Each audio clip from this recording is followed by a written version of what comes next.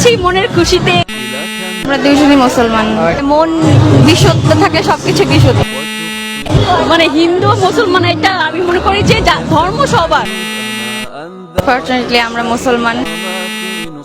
আমাদের একটা প্রোগ্রাম ছিল, আমরা এখান দিয়ে যাচ্ছিলাম, ভাবলাম যে একটু দেখি এই আর কি। হ্যাঁ হ্যাঁ, আমরা দুইজনই মুসলমান। এখানে উৎসব দেখে আমরা আসছি, মুসলমান আর হিন্দু তো এখানে কোনো উৎসব সবার, ধর্ম যার যার উৎসব সবার।